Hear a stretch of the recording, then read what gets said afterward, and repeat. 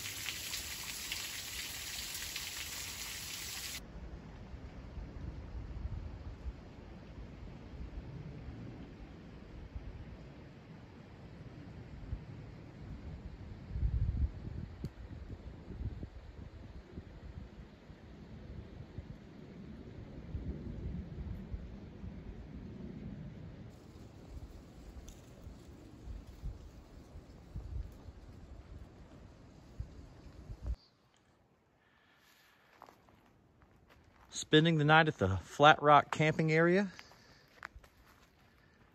They've got some nice benches and a fire ring here.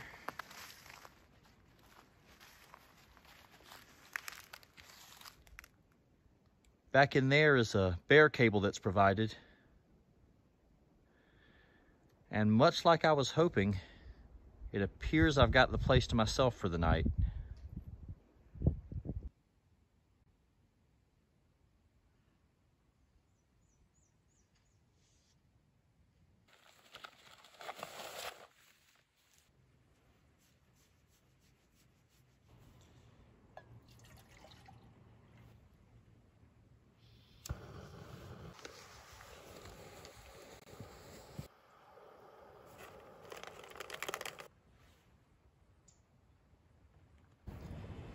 It's a little after 7:30. Camp chores are all done. Dinner is rehydrating. It's going to get dark on me soon, so this is going to be it for day number 1. See you in the morning.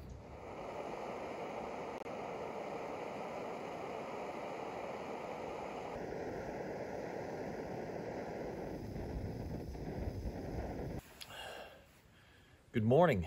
Made it to day number 2. It's pretty cold out here for April in South Carolina. That's unusual, but not terrible. I'd rather hike in colder weather than hot. I didn't sleep great last night. I hiked in on about 3 hours of sleep. More on that later. Around 8 p.m. when it was getting close to dark, I was laying in the tent nearly cross-eyed, and I was out cold till about midnight, and then I was pretty much up and down the entire rest of the night till it got light out.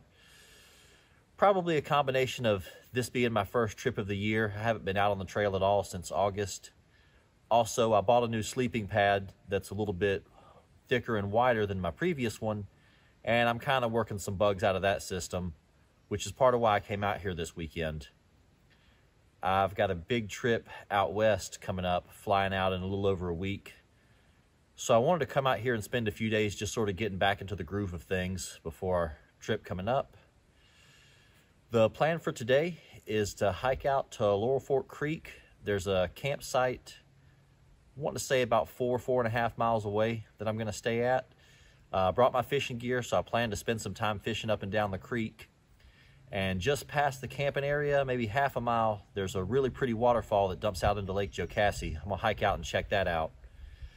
There's actually a camping area right there by the falls, but it's pretty heavily used, and not all of the access points involve a 8-mile hike.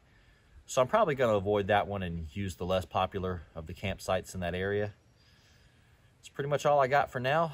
It's almost time to eat. It's a little past 10. All my toys are put away. Off to check out Virginia Hawkins Falls.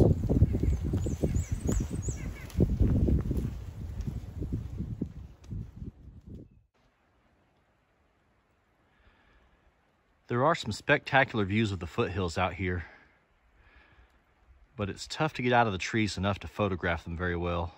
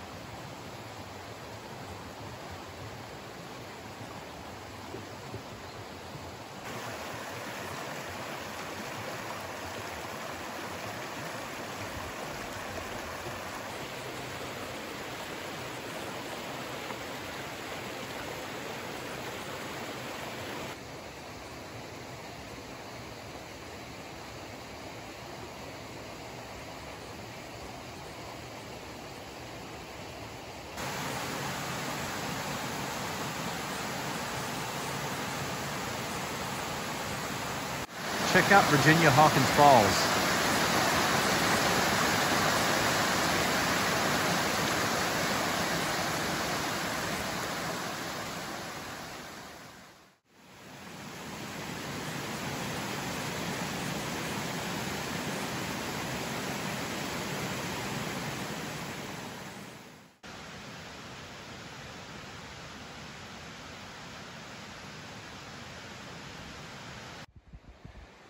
Give you a real quick look at this campsite here. This is not the one I'll be using tonight. I'm hiking on to the next one.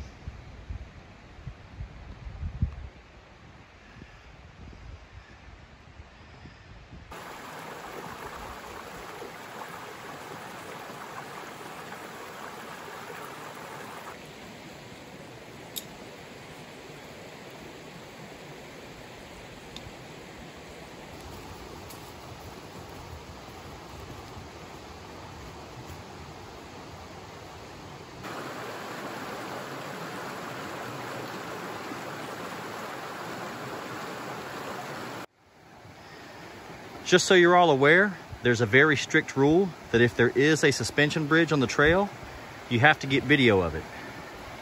You don't want to get barred from the Hikers Union.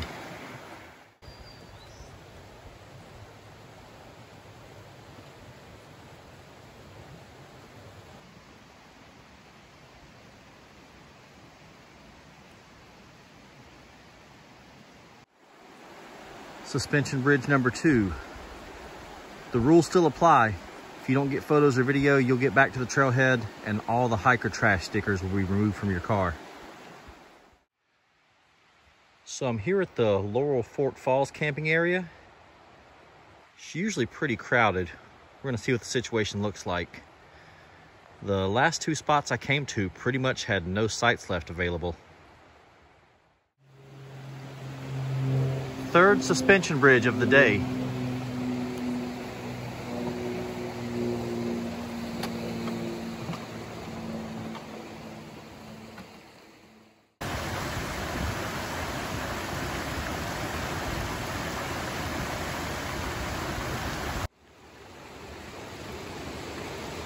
Here at the top of Laurel Falls, where I thought I was going to camp for the night, and it looks like I dropped my little tripod somewhere, so I'm going to have to hike back looking for it and then decide what to do.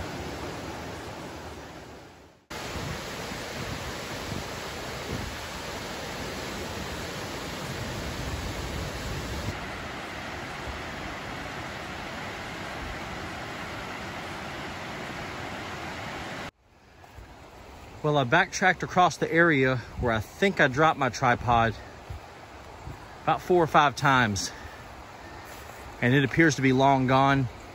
There were a lot of other groups of hikers, so somebody probably found it laying there and picked it up.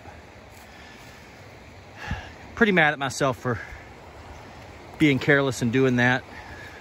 So right now I'm hiking back toward the car.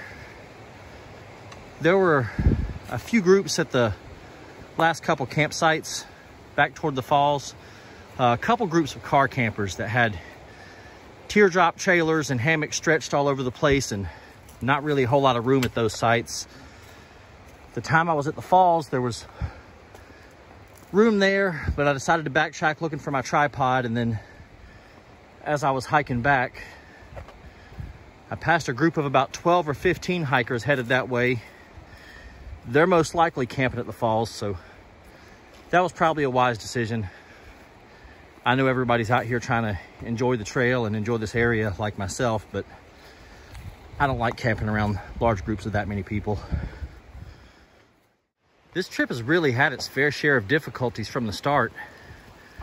Supposed to hike this route with my little brother a few weeks ago, and some work stuff happened. He wound up having to pull out, and I decided to change it to a Great Smoky Mountains trip and pulled a permit for one of the AT shelters up near Cades Cove. And a couple days prior, had a mishap at work. Wound up having to go to the hospital and get a couple little stitches. Nothing major, but wasn't exactly in the right mind frame to go out on a backpacking trip that weekend. So I postponed for a couple weeks. Want to do another Smoky Mountain trip. And just the past week, they've had a really nasty weather system move in up there. Last I checked, it was 90% chance of snow and highs in the 30s, and looking at getting down into the teens at night. And I kind of have the gear to handle a situation like that, but they don't really keep the roads plowed and cleared in that area if bad weather comes in, and it just wasn't looking like a great situation. Kind of odd for this time of year. They don't usually get cold fronts and snowstorms like that in April. So after I decided I was going to come back here, at the last minute, I told myself I was going to bring my fishing gear and camp at the campsites at Laurel Fork Creek, where I don't know if there's necessarily good fishing, but there's good access to the creek to give it a shot. And those were the campsites that were all full.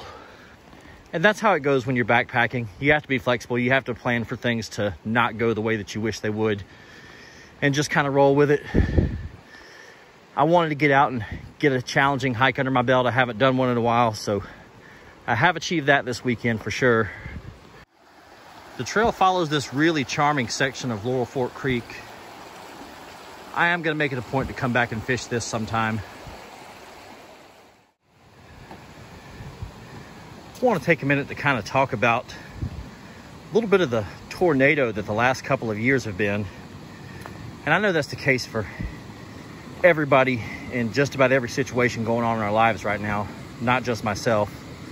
I've been fortunate to be able to do some pretty awesome backpacking trips the last couple years.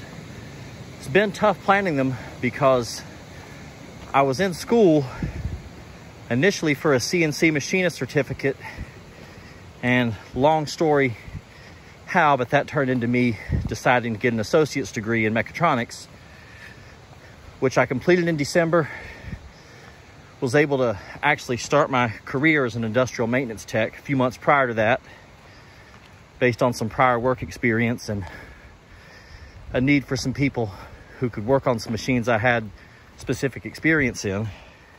So advancing my career path has done two things. First off, I'm making a little bit more money now.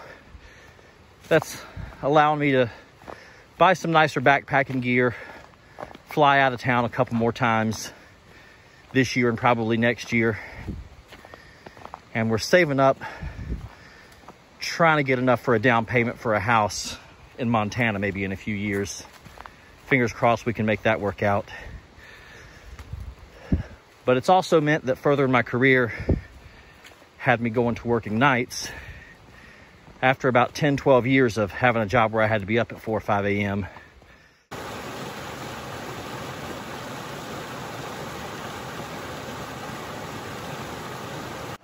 The sun has just come out for the first time all day. It's quite refreshing. Those are blue skies, ladies and gentlemen. Have not seen much of that. Shout out to the wonderful folks at the Foothills Trail Conservancy. They really do a fantastic job of keeping this trail in good shape. When you come out and hike areas like this, if you're not hiking through mud holes constantly and climbing over down trees and all that good fun stuff, that doesn't happen by accident. And I've done my share of hikes on trails that haven't been maintained in decades, or early season hikes where you're coming through before the trail crew gets there for the year and dealing with a lot of downfall and mess and nastiness. Pretty much 12 months out of the year, this trail stays nicely cleared. Awesome, awesome job those folks do. I said I would go more into why I got such a late start on day one on this trip. So I actually worked a night shift the previous night, got home around 8:30 a.m. and was hoping I'd just crash right out, wake up at noon, shoot over here to the trailhead, get my quick 3 miles in, and be so tired that by the time it got dark, I would just be out, get a good night's sleep. And when I got home, I just couldn't wind down, couldn't really get to sleep. Finally dozed off, had a hard time waking up and getting moving. So instead of getting at the trailhead around 2 like I wanted, got here around 5 on about 2 or 3 hours sleep.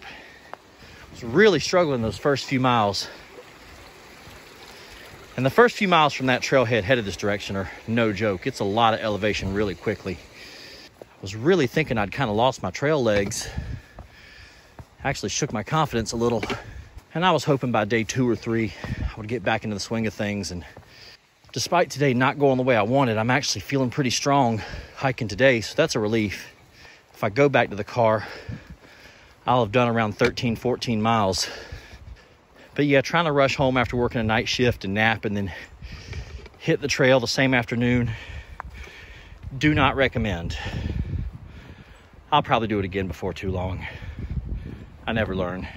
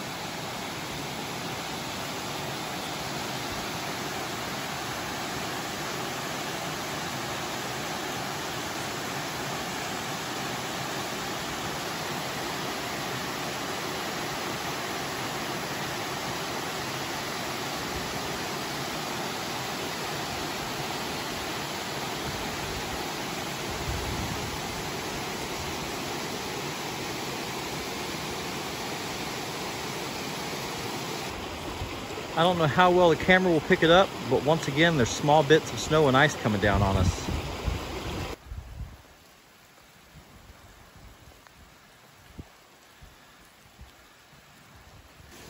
Now we've got equal parts snow and sunshine. It's a day of fire and ice.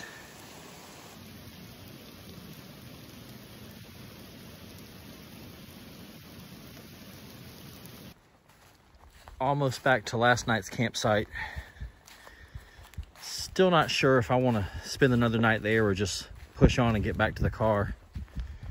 I think I'm probably around mile 11 or 12 and I'm close to running out of gas. I'm gonna stop at the camp area and sit down, take a little break, get some food in me. Really haven't eaten enough for the amount of ground I've covered for today. Probably take about 10 minutes, give my knees a rest, and make a decision. It's about 5:45 and I'm back here at the Flat Rock campsite that I stayed at last night. Now that I've taken a nice little break and gotten some food in me, I think I can make it back to the car just fine, so I'm gonna hike on out today. This is wild, it is snowing again. But Prince warned us this happens sometimes.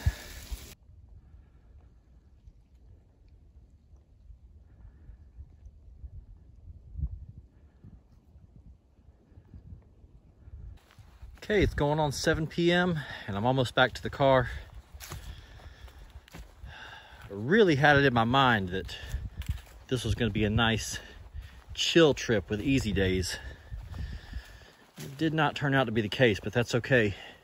I tell myself that I come out here seeking challenge and adventure, so I'm in no place to complain when I find it. And I'm thankful for this trail. The trailhead I started at is maybe 45 minutes from my house, and it's pretty awesome to have somewhere that close to home that I can hike and backpack. A lot of people live in various parts of the country where they don't have access to this. The terrain feels very familiar. It makes me kind of feel like when I was a kid. We lived in a little house out in the middle of nowhere, spent a lot of time out in the woods playing. God knows how many miles we put in some days. And being out here is kind of a throwback to that, which I really enjoy. Unless something exciting happens in the next 5 or 10 minutes, this is going to be the end of the trip. Thank you for hanging out and watching this long. I'll see you next time.